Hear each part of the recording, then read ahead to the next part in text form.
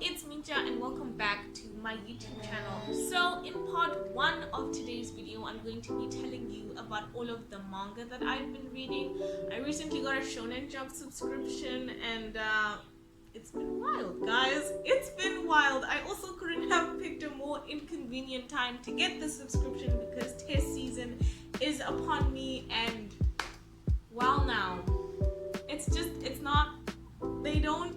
the first manga I'm going to be talking about is called Spy Family, and the story and art is done by Tetsuya Endo. I actually have everything written down because I know myself, I have a tendency to babble. So, Spy Family. Not one to depend on others, Agent Twilight has his work cut out for him. He needs to procure both a wife and a child for his mission to infiltrate an elite private school. What he doesn't know is that his wife is an assassin and his child is a telepath. Now, this story is really funny.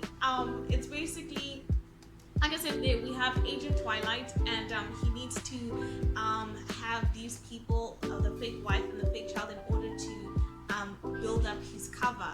So he finds a wife and he finds a child, but the wife that he finds is an assassin, and she also needed to have a fake husband as part of one of her missions. And then the child that he finds is a telepath, but she was from an orphanage, so obviously she was just excited to get adopted. And so it's a really It's a really funny family dynamic because all three of them are living in this house, and it kind of feels like they have to walk on eggshells around each other because they don't want the other person to know who they really are. But the thing is, because the daughter is a telepath, she knows like who Agent Twilight is, and she knows who Yo is. Yo is the wife.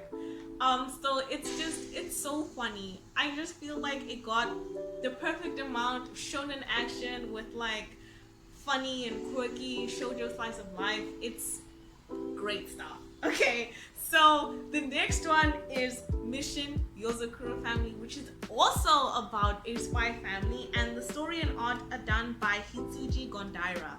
So Taiyo Asano is a super shy high school student, and the only person he can talk to is his childhood friend Mutsumi Yazakura.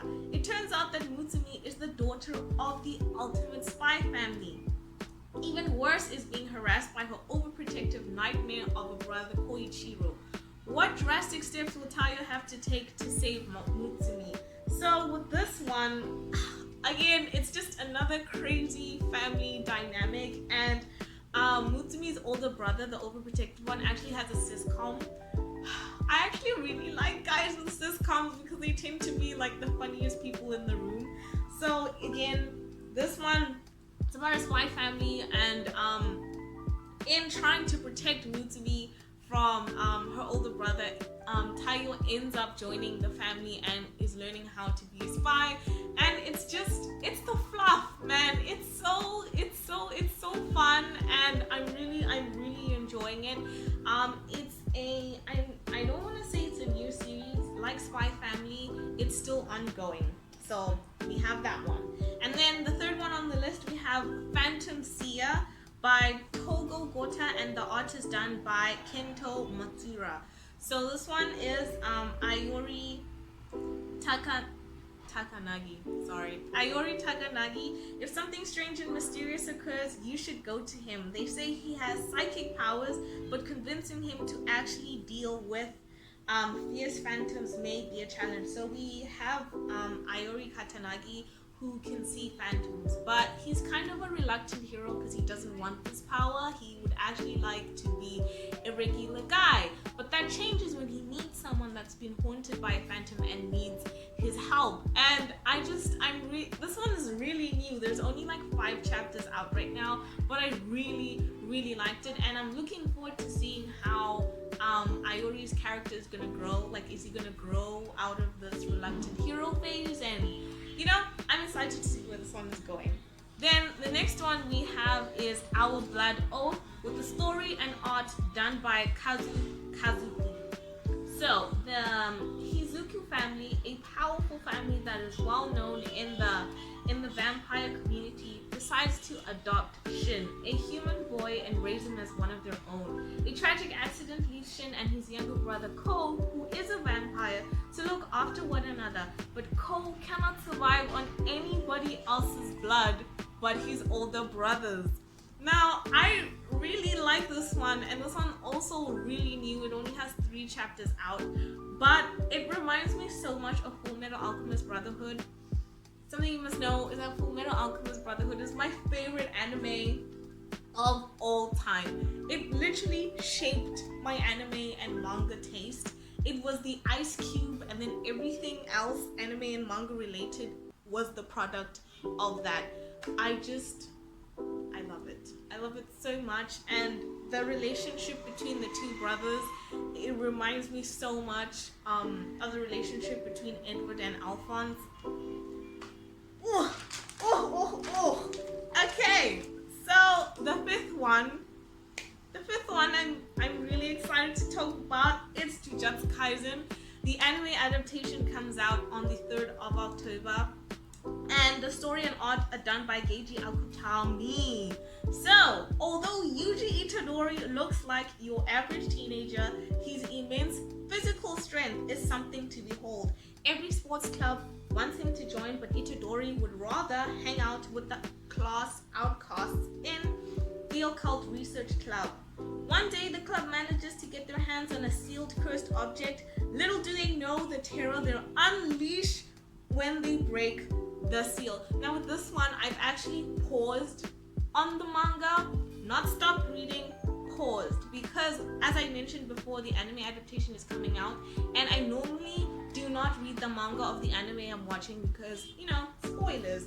So what I want to do is, when the anime comes out, I want to see how many chapters, like one episode, covers, so that I could at least gauge how much to read, so that I can more or less be reading and watching at the same pace. But yeah, I'm really excited about this. Crunchyroll is doing a really good job at marketing this and getting us hyped up. Unfortunately, I missed the screening, the viewing of the first episode, but that's fine. The 3rd of October is around the corner. So the next 2 mangas that I'm going to be talking about are actually shoujo. Now, personally, I'm not a big fan of shoujo. Like, I don't regularly read shoujo, so when I do decide to dip my hand into the shoujo jar, then it means I must really like it. So the first one we have is Akatsuki No Yona, with the story and art done by Mitsuho Hasanagi. So, once upon a time, the kingdom of Koka was ruled by a red dragon in human form. By his side, 4 warriors imbued with dragon blood helped him lead the kingdom to prosperity. Time passed, and this tale became a legend to tell to children. As the sole princess of Koka,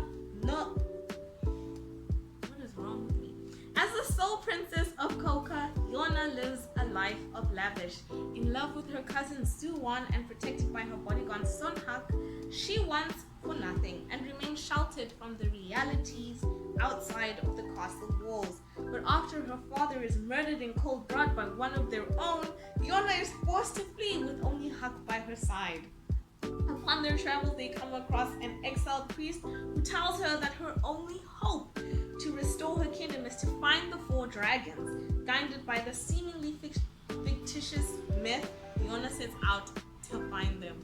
Now, this one also has an anime adaptation, but the anime adaptation only covers, I think, the first 34 chapters, and there's currently 196 because it is ongoing. I really liked this one. Also, just the characters, like the 4 dragons and Yona and how it's a fun time. It's a fun time, and although there is like a little bit of romance, it's like not so much in your face, because I think that's one of the things that kind of puts me off with shoujo, the fact that like romance is one of like the key